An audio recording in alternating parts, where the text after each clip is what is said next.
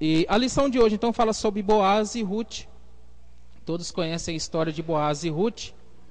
E Boaz, no livro de Ruth, né? Noemi, ela era esposa de Elimeleque, né? E Noemi, ela tinha duas filhas, tinha dois filhos que se casou com Ruth e Orfa, que era Quilion e Malom.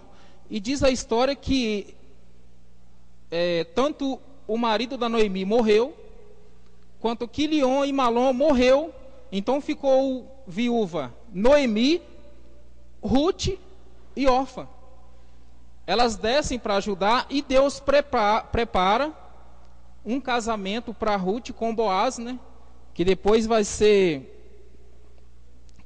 deles dois vai nascer Obed, que é pai de Jessé e avô de Davi. Então é interessante isso aqui, porque a providência de Deus em preparar um segundo casamento para Ruth, né? E eu queria falar desse segundo casamento, né? Se há como uma pessoa casada casar-se de novo, ou qual o parâmetro bíblico de eu abandonar meu casamento para arrumar uma outra pessoa, né? Ou se tem essas condições na igreja, ou se não tem as condições. E o que a Bíblia fala sobre o assunto, né? Então hoje eu quero desenvolver isso e mostrar que o casamento de Ruth com Boaz foi uma providência de Deus, né? E será que hoje, né, há essa possibilidade, né? Porque para a sociedade, na verdade, para a sociedade é uma causa natural. O casamento é uma coisa natural, o divórcio é uma coisa natural. Então, divorciou-se, é normal, todo mundo divorcia todos os dias, né? Para a legislação é muito simples divorciar-se. E para a igreja, né? Para mim divorciar-se, para mim casar-se de novo, né? E os motivos que levam ao divórcio na igreja são vários motivos que não preciso nem dizer aqui. A incompatibilidade de gênios, a espiritualidade. Só que eu queria que os irmãos abrissem para a gente trabalhar em cima desse tema sobre o divórcio em 1 Coríntios capítulo 7, né?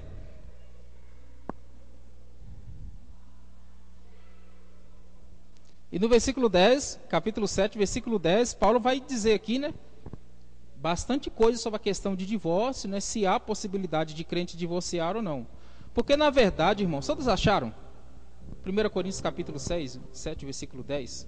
Na verdade é que é assim. O padrão do capítulo 1 de Gênesis, capítulo 7 de 1 Coríntios. 1 Coríntios capítulo 7. O padrão é o seguinte: é casar e que só a morte separe o casal. Então, o princípio primeiro do capítulo de Gênesis é que o casamento, ele só é para esta vida. Não é como os mormons dizem que o casamento é para toda a eternidade. Não, ao contrário. O casamento é só para esta vida.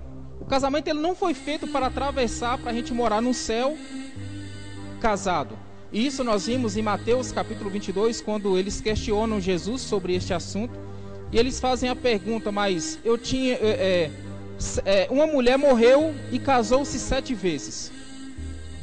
Na ressurreição, quem será o marido dela, né? Aí Jesus disse assim, ó: na vida no porvir não haverá mais casamento, e nem se dar-se-ão em casamento, ao contrário, serão como os anjos. Então o casamento é só para esta vida. A única coisa que separa o casamento, a aliança do casamento, é a morte. Esse é o padrão de Deus estabelecido no livro de Gênesis. Amém? Então, no capítulo 7 de 1 Coríntios, no versículo 10, ele vai explicar uma coisa que só que deixa eu trazer uma ideia para vocês aqui, para que vocês dobrem a atenção. Não fique lendo o capítulo 7 ainda, eu vou fazer uma exposição, versículo por versículo, aí vocês vão compreender. É que o capítulo 7, o problema da igreja em Corinto era a espiritualidade. Aquilo que estava comprometendo a espiritualidade, ou que poderia comprometer a espiritualidade da igreja.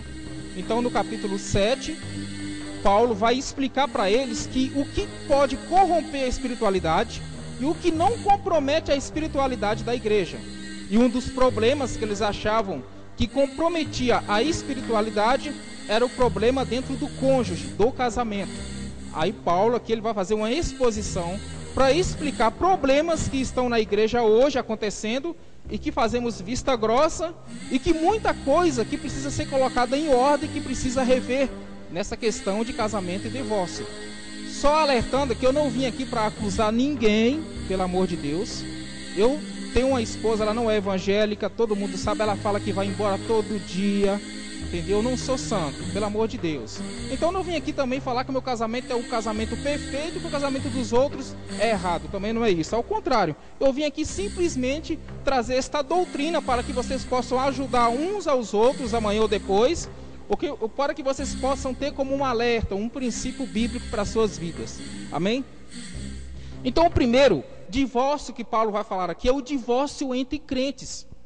E no versículo 10, Paulo se refere com certeza ao ensino do Senhor Jesus, que ele diz assim, ora, aos casados ordeno não eu, mas o Senhor, que a mulher não se separe do marido. Agora, quando ele fala ordeno não eu, mas o Senhor, ele está falando do capítulo 19 de Mateus. Agora abram o capítulo 19 de Mateus, que é o texto que todos conhecem, que fala sobre este assunto, né? E aqui nós vamos ver aqui quais são os princípios bíblicos do casamento. Capítulo 19 de Mateus. Depois de uma boa palestra aqui do político, né? Acharam Mateus?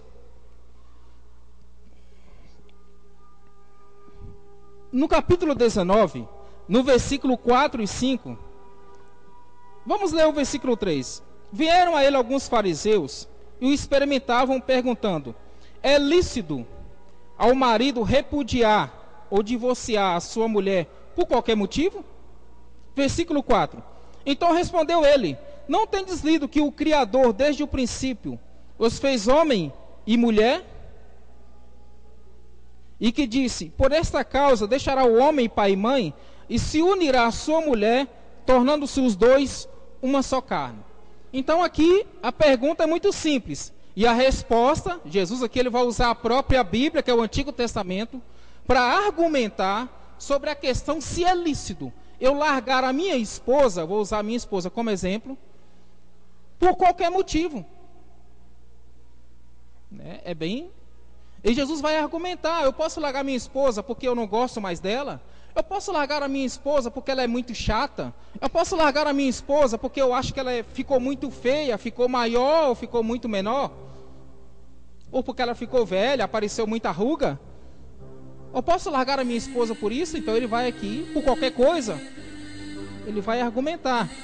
E o primeiro argumento que Jesus fala no versículo 4 e 5 é o do monogâmimo. Por quê? Porque os fariseus, eles estavam pegando o Antigo Testamento e tentando mostrar para Jesus aquilo que eles praticavam. Que era, por exemplo, ter mais de uma mulher. Eles largavam a mulher por qualquer coisa e casavam-se de novo. E aí eles praticavam a poligamia. Aí eu já disse aqui, né, que Jesus aqui ele fala assim, ó, ouviste o que foi dito no princípio. Aí no versículo 5 ele fala, deixará o homem pai e mãe e se unirá à sua mulher, tornando os dois uma só carne. Ele fala assim, ei, o homem não se unirá às suas mulheres. Ele diz assim, o homem se unirá à sua mulher. O princípio de Jesus aqui é que é uma só mulher. Não existe argumento, não existe base para ter mais de uma mulher. Esse é o ideal, esse é o padrão de Deus. Então esse é o primeiro argumento dele. Em Deuteronômio 17:17, antes, seu Antônio, de Salomão ter 700 mulheres, 300 concubinas, antes de Davi cometer aquele pecado de adultério, em Deuteronômio 17:17, está escrito ali as ordenanças de um rei. E o próprio Deus, ele manda Moisés escrever que o rei, ele não poderia ter mais do que uma mulher. Então a poligamia no Antigo Testamento, de ter mais de uma mulher, casar-se 2, 3 ou 4 ou 5 vezes, ou até 700, não é um mandamento de Deus. Ao contrário, Deus permitiu, mas nunca aprovou mais de um casamento. E aqui o próprio Jesus, ele está dizendo aqui que no princípio Deus disse uniciar a sua mulher, não as suas mulheres. Então esse princípio, essa base que é usada por aí, ou como no Antigo Testamento, de poder ter mais de uma mulher, esta não é a vontade de Deus. O ideal de Deus, não. Esse é o primeiro argumento dele. E o que é interessante é que até nos 10 mandamentos, quando você lê ali, está escrito assim: não cobiçarás a mulher do teu próximo. Ele não diz assim, ele não escreveu assim em pedras: não cobiçarás as mulheres do teu próximo. Então esse argumento de que no Antigo Testamento poderia ter 2 ou 3 mulheres, nunca foi a vontade de Deus. Deus nunca ordenou isso, nunca instituiu isto. Ele está argumentando aqui contra o divórcio. Ele está dizendo: ó, esse negócio de divórcio eu não concordo, não. Eu não aprovo, não. Por isso que ele começa a argumentar dizendo para os fariseus. E em 1 Timóteo 3:2, ele fala que o homem, o presbítero ou o obreiro, ele tem que ser marido de quantas mulheres, São Antônio? Quem sabe? 1 Timóteo 3:2. De uma só mulher. Então, em toda a Bíblia, vocês podem ver que isso é consertado. Isso é definido no Novo Testamento, que aquela prática lá de ter mais de uma mulheres, eles não concordavam. O segundo argumento é que Deus não instituiu o divórcio. Olha o versículo 8 e 9. Respondeu-lhe Jesus: por causa da dureza do vosso coração, é que Moisés vos permitiu repudiar a vossa mulher. Entretanto, não foi assim desde o princípio. Então ele diz assim, olha, eles argumentam assim, viu, mas Moisés, eles pegam a Bíblia e dizem assim, mas está aqui, ó, Moisés escreveu aqui que eu posso largar minha mulher, eu posso me divorciar. Aí ele diz assim, não, o que foi dito no princípio é que é o seguinte: vocês estão confundindo ordenação com permissão. Ordenação é que o homem case uma só vez. Permissão é que Deus permitiu que vocês pudessem abandonar as suas esposas. Sabe por quê? Por causa da dureza do coração de vocês. O que ele está falando aqui? Ele está falando que é o seguinte: desde o princípio Deus falou assim, ó, o homem vai casar só uma vez e só a morte os separe. Só que vocês têm um coração tão duro, vocês são tão pecadores, a sociedade é tão corrupta, que Deus permitiu isso, sabe para quê? Para que ele ajudasse as mulheres a não ficar debaixo do jugo de vocês. Vocês são tão maus que Deus permitiu o divórcio, mas Ele não ordenou o divórcio. Ele permitiu. Então, o ideal de Deus é que eu case, dona Vera, e com a minha esposa eu fique com ela até a morte. O casamento é só para esta vida. Esse é o padrão de Deus. Essa é a vontade de Deus. Só que quando Deus olha para a sociedade, o que ele vê, dona Neide? Ele vê uma sociedade que é corrupta, que é devassa, que é leviana, que tem um coração duro, que não perdoa. Então ele dá uma permissão, fala assim, eu vou ter que permitir. A realidade é essa, eu vou permitir o divórcio, mas eu não concordo com o divórcio. Por isso que ele fala assim, olha o que foi dito no princípio. Então uma coisa é uma instituição, uma ordenança de Deus. É a vontade de Deus. Outra coisa é permissão. O Senhor preserva a monogamia, preserva. O segundo argumento, motivos para a carta de divórcio.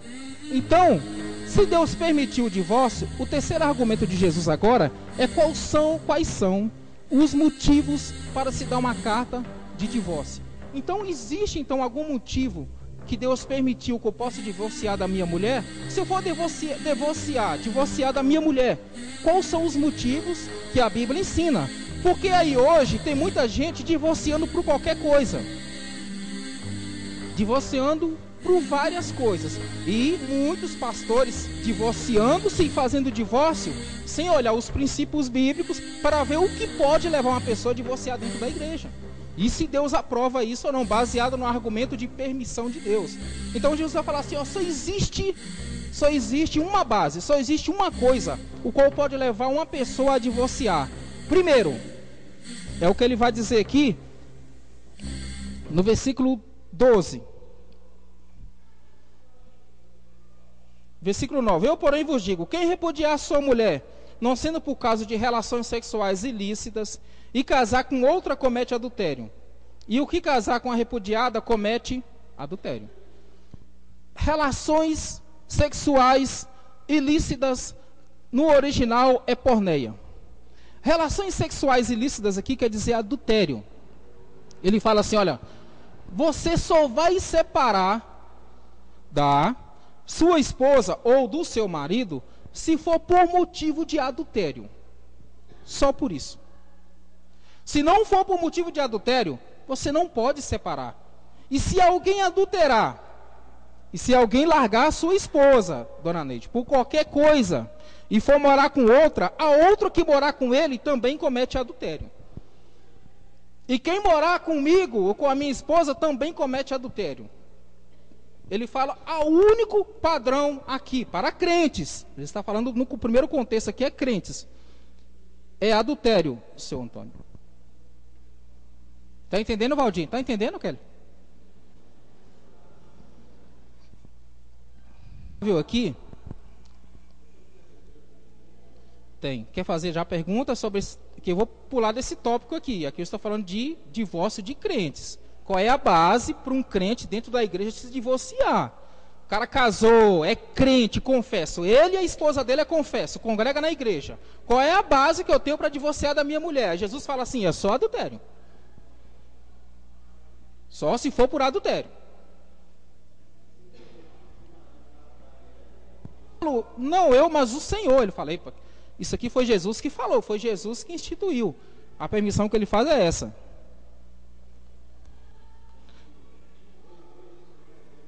Sim. Não, isso eu vou comentar. A Tito 2:2 ali, ela fala sobre o testemunho de uma mulher amadurecida na igreja, que teve experiência em todas as áreas. Então ela vai instruir, é aquilo que está no boletim que ele falou, quando ele falou veio na mente. Ela vai instruir as mais novas, quando ela estiver passando por lutas, no casamento, em várias áreas. Então aquelas mais velhas, mais amadurecidas, que viveram essas experiências, que teve a vitória em Deus, aí elas vão instruir, elas são aconselheiras da igreja. Que Tito também entra dentro desse ponto aqui também.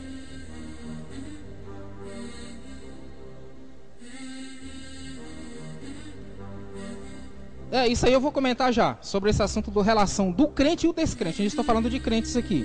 Então a questão aqui é o seguinte, né? Aí as pessoas podem argumentar assim, mas Kleber, por que só por causa do adultério? Porque o que é notável, o que nós temos que entender uma coisa, é que o sábado está nos 10 mandamentos. Está escrito ali, não está? Só que Jesus fala assim, olha, se cair um camelo seus, uma ovelha suas, vocês não tiram no sábado? Por que eu não posso curar esse aleijado? Porque para eles o preceito era maior do que a necessidade daquele homem. Jesus fala assim, olha, a humanidade, a pessoa é mais importante para Deus do que o preceito, do que o sábado. Então instituir, dar uma permissão para divorciar-se, é porque Deus ele tem mais responsabilidade, ele está mais preocupado com a esposa, com a mulher ou com o marido, do que com o preceito. Não, casou, não tem que. Se o seu marido estiver te violentando, como diz lá, te estuprando, te batendo, você tem que ficar com ele até morrer, como eu já vi falar nas religiões. Que está aqui, você tem que aguentar. Nem que ele chegue e te mate, você tem que ficar com ele. Jesus fala assim, não, pera, alto lá. Alto lá. O preceito é maior que o valor do humano. O cara está no sábado lá com a mão requisita, Jesus por ele fala, você está desobedecendo a Bíblia, quer dizer você que o cara fica aleijado, por que está escrito aqui? O sábado não foi feito, o homem não foi feito por causa do sábado, o sábado foi feito por causa do homem. O divórcio foi feito por causa do homem, não o homem por causa do divórcio. Amém? São valores. Aí Paulo, agora voltando no 7, e quem casa com divorciados também comete adultério, né, Paulo? 1 Coríntios capítulo 7, aí vai entrar aquilo que o Cleito falou. Agora o quadro aqui ele já muda. Aí uma pessoa dentro da igreja, no capítulo 7, ela pode dizer assim, mas eu vou me separar, meu marido nunca me traiu. Nunca. Mas eu vou me separar porque ele virou um relaxado, virou um vagal, não trabalha. Meu marido só fica no Face, só fica na televisão, ou ele chega atrasado, só fica no bar, só quer saber ele casou com a igreja, ou casou com o trabalho, ou casou com os amigos. E para mim não dá, eu quero me divorciar. Quero me divorciar. E isso está no 11. Se porém ela vier a separar, ora, aos casados ordeno eu não o Senhor, que a mulher não se separe do marido. Se porém ela vier a se separar-se, não se case, ou que reconcilie com seu marido, e que o marido não se aparte de sua mulher. Então qual é a resposta? Fique sem casar. Se casarem, cometerão adultério. Ou seja, se alguém divorciou da sua mulher por qualquer coisa, ou o marido, e está vivendo contra ou está solteiro, o conselho de Paulo é não case, porque Jesus falou que só pode divorciar se for por motivo de adultério. Diga, abençoado. Não, sim, tem. Eu vou explicar aqui como que pode. Walter, é o seguinte. Eu quero fazer uma crítica aqui construtiva. Veja bem, Walter, eu vou fazer uma crítica construtiva e não destrutiva. Primeiro argumento o argumento que é usado, esse é um argumento, não é de peso. Primeiro, que o casamento no civil, porque naquela época lá não tinha instituição civil. Isso é uma falta de erro ensinado aí fora. Porque no Antigo Testamento, nem Moisés, no Antigo Testamento, na época dos juízes, quem fazia o casamento é a maior autoridade civil dentro do arraial de Israel. A autoridade civil para fazer o casamento sempre existiu na Bíblia. Se você for buscar a fonte, a origem, quem fazia o casamento? A bênção do casamento, ele é na igreja. A consumação do casamento é na cama, no ato sexual. Então esse argumento aí da igreja católica que apareceu agora, isso é um argumento inválido. Segundo o que você falou sobre a questão do segundo casamento, o que o texto diz aqui, ele vai falar de bases, parâmetros da disciplina. Por exemplo, como que uma igreja, por exemplo, a igreja aqui, eu posso colocar, como que a igreja presbiteriana dá uma carta de divórcio a um casal que adulterou? O princípio que é ensinado em Mateus 18 é o seguinte, ele diz assim, primeiro, vamos colocar um exemplo aqui, eu e minha esposa, suponhamos que minha esposa era crente, confessa, congrega na igreja junto comigo, ela adulterou, o que eu tenho que fazer? Aí eu chego, pastor, minha mulher adulterou, tá aqui a foto aqui, apesar que tem crente que se ele olhar assim e ver a mulher dele, vai falar, não, essa aqui não é minha mulher, você fez montagem. Mas, então o que acontece? A igreja vai fazer o quê? A igreja vai fazer o seguinte, o pastor chega e fala assim, adulterou, vai já, manda embora. Não. A Bíblia fala que primeiro, olha como é que é o processo aqui, isso aqui eu trouxe da confissão de fé da igreja presbiteriana. Por isso que essa aula aqui vai lá para o Face. Se alguém criticar, pode ir lá e pode descer o pau. Eu me comprometo no que eu falo, estou até gravando, se algum pastor quiser ouvir, está aqui o que eu falei, me comprometo. Minha área é a Bíblia. Vocês podem ser o melhor no louvor, mas não ensina assim.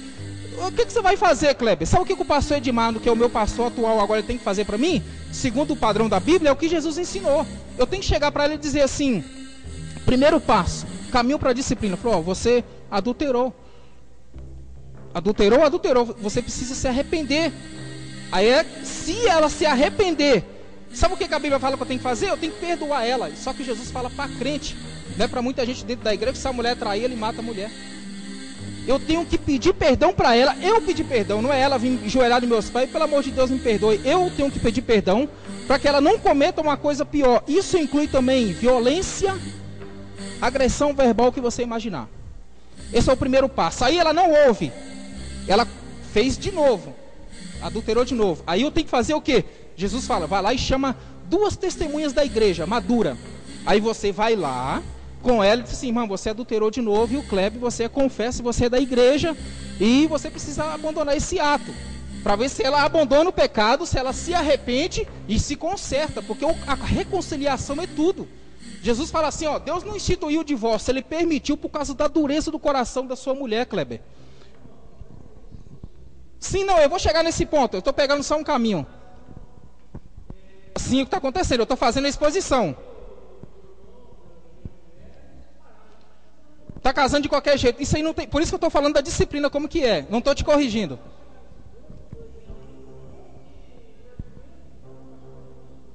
É o argumento que ele tem que usar, é esse que eu estou falando, que está na confissão de fé.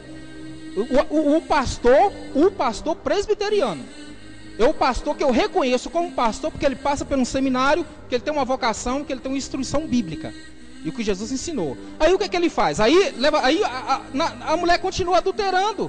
O que ele tem que fazer? Aí ele fala assim, olha, aí eu vou chegar e falar, ó, pastor, é o seguinte, eu aconselhei ela não se arrependeu, adulterou, levei 2 testemunhas da igreja, ela continua em adultério.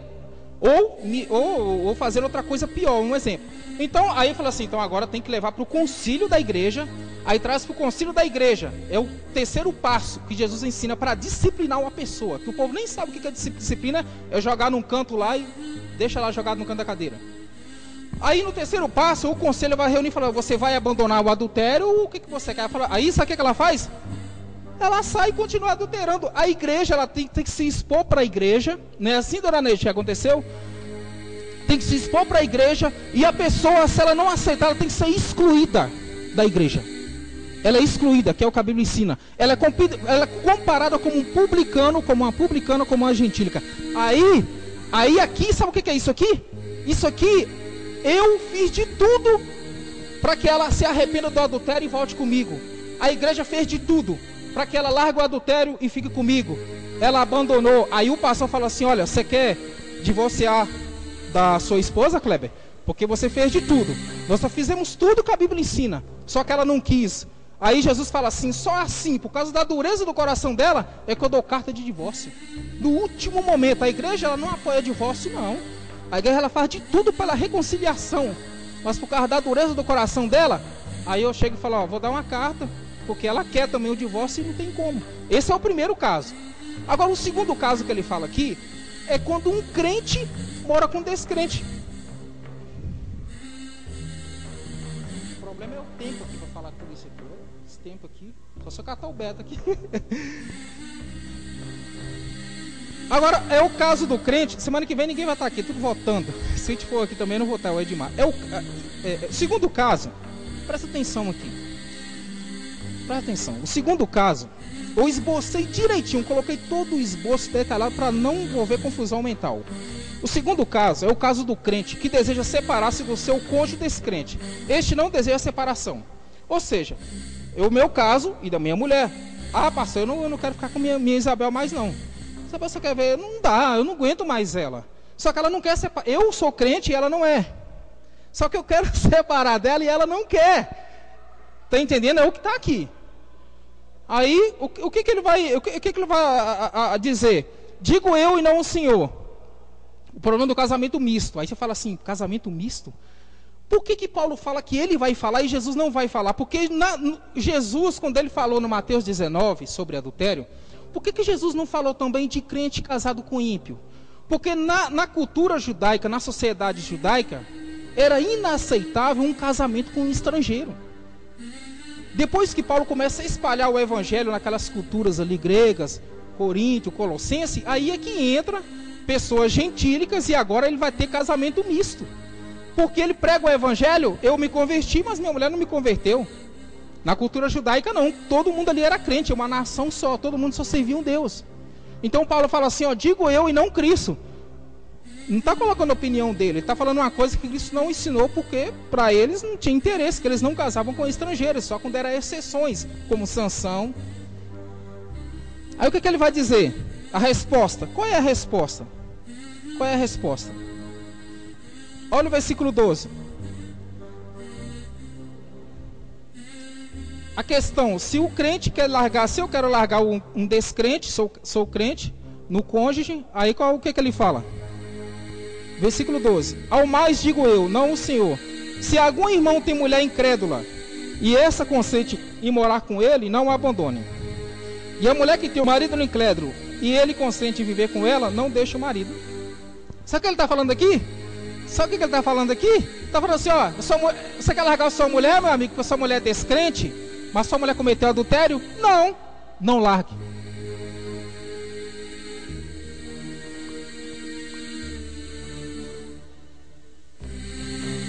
É o que você falou, Walter. Está abandonando o casamento por qualquer coisa. Ele fala o princípio, ele usa Mateus, ele usa Jesus. Ele fala Jesus o tempo todo. Ele fala assim, olha, é o que Jesus falou. É isso que eu quero que vocês entendam. Ele fala quais são as razões. Ele vai dizer no versículo 14, a santificação do cônjuge, né? Olha o versículo 14. Porque o marido incrédulo é santificado no convívio da esposa, e a esposa incrédula é santificada no convívio do marido. Ou se a mulher é incrédula, ou se o cara é incrédulo, ele fala o porquê que eu não posso largar um descrente a minha esposa incrédula. Porque quando fala santificação, não é como é interpretado por aí, que por exemplo, o Kleber é crente, então Kleber santifica a esposa dele vai para o céu. Santificação instantânea. Não, ele não está dizendo isso. Isso é infringir princípios de convenção na Bíblia. A Bíblia fala que a conversão é através do Espírito e todo o processo. Ele está falando aqui que é o seguinte, olha, a questão do capítulo 7 é a questão da espiritualidade. Eles achavam que isso comprometia a espiritualidade da igreja. Ele fala assim, não, nada a ver. Esse negócio do Kleber querer largar a esposa dele porque é descrente, que vai comprometer a espiritualidade dele com Deus, tem nada a ver. Ao contrário, o relacionamento dele é santificado. O casamento dele é santificado porque ele é crente, não a pessoa. O meu casamento é abençoado por Deus porque eu sou crente. Mas se ela não se converter, vai para o inferno. Aí ele continua. Eu preciso correr aqui, porque eu tenho um caso aqui interessante. Assim também é em caso de crianças, né? O terceiro caso, esse é o melhor. Caso que o apóstolo aborda é aquele que o cônjuge descrente está determinado a deixar o cônjuge crente. Ou seja, agora o quadro inverte. E quando eu queria deixar minha mulher não quis. E Paulo fala, não deixa não. Agora é o contrário. Ela chega assim e fala assim, ó, sabia que você está muito crente? Eu já estou cheio desse negócio de evangelho, como a gente escuta. E eu quero dizer uma coisa para você, eu estou a fim de ir embora. Ó, para você ver, seu Antônio. Agora o quadro muda. Ela é descrente, eu estou na igreja, agora ela quer ir embora, o que eu faço? Né? O que é notável é que muitas vezes a pessoa, ela diz assim, não pastor, ela está me pedindo divórcio, ela é descrente, mas eu não vou dar o divórcio para ela, porque eu tenho certeza que você é um instrumento na mão de Deus para ganhar ela para Jesus. Né? Aí Paulo não fala isso aqui não. Versículo 15. Mas se o descrente quiser apartar-se, mesma palavra divorciar-se, que se aparte. Em tais casos não fica sujeito a servidão, nem o irmão nem a irmã de Deus vos tem chamado à paz. Servidão quer dizer abandono do descrente e deixar o crente livre para casar outra vez. Ou em outras palavras, minha mulher quer ir embora? Ela é descrente? Eu vou fazer de tudo para ela não ir, mas se ela quiser ir, eu tenho que deixar ela ir. E aí eu estou livre para casar. São os dois argumentos bíblicos para divórcio: é adultério e abandono do descrente. Em outra possibilidade eu não posso abandoná-la. Isso eu estou falando com a Bíblia. Muito bem, Walter, você falar que infelizmente a igreja atual não respeita isso aqui. Não respeita mesmo. Faz tudo de qualquer... E as pessoas aí acham que estão fazendo bem, acham que a situação, deu certo o segundo casamento, deu certo, então que fica, não, tá certo? Esse é o ideal de Deus? Esse é o padrão de Deus? Não. Então, meu amigo, separação entre a igreja é só adultério, isso acompanhado de disciplina, e no caso de abandono, o descrente fala, eu não quero mais, só isso. Se você estiver se separando do seu casal, do seu casamento, por outro motivo, meu irmão, a gente precisa questionar e avaliar muita coisa. Está fora dos caminhos de Deus. Paulo está trabalhando nisso aqui.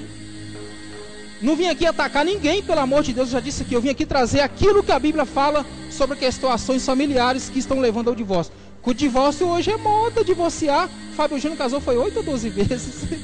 E aquilo ali pro povo, nossa, que maravilha. E a pessoa dentro da igreja, então ela acha que divorciar-se é uma coisa que resolve o problema. Resolve o problema para mim. Eu divorciar da minha mulher, aparentemente casar com uma crente. Agora e Deus? Ou para a igreja que apoia esse tipo de coisa. E Deus?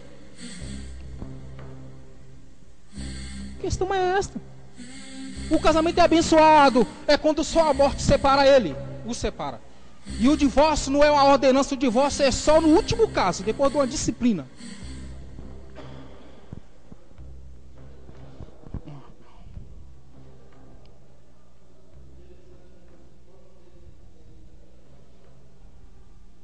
Só tenho 3 minutos, então.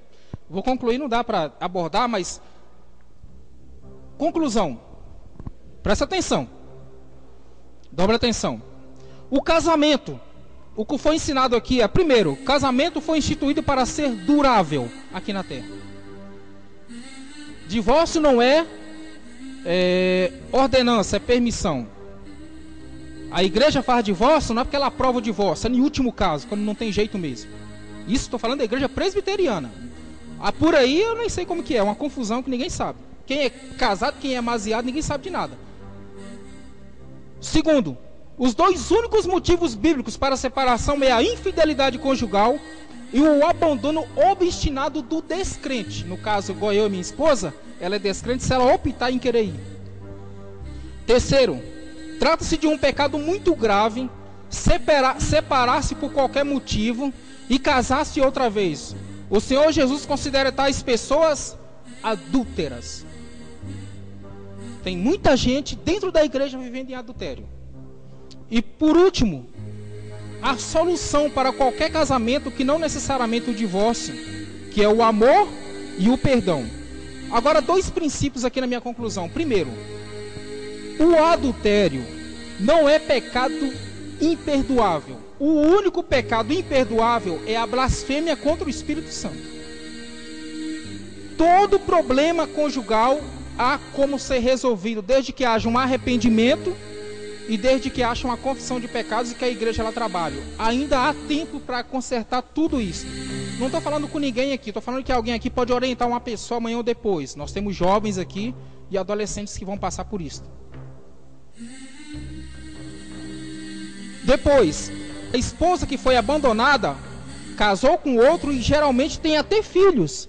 Aí como que eu vou voltar com minha esposa anterior, sendo que ela já tem filhos com outro? E os filhos? Então por isso que o padrão bíblico, o ideal de Deus é que só a morte os separe. Esse negócio de largar por qualquer coisa, infelizmente, irmãos. Se fosse assim, eu já tinha largado. Eu já tinha largado. E se fosse assim, ela também já tinha largado.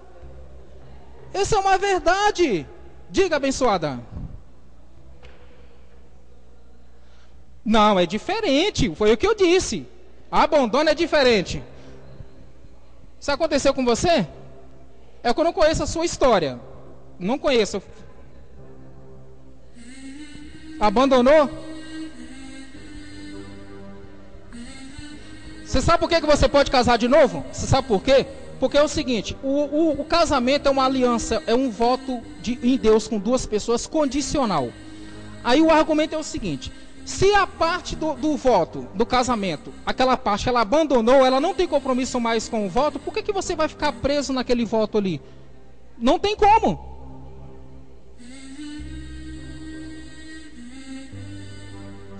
Nossa, isso aí você pode ficar em paz. Se essa é a sua história... como é que é o seu nome mesmo? Desculpa, viu, Cristiano, que eu sou ruim para guardar nomes.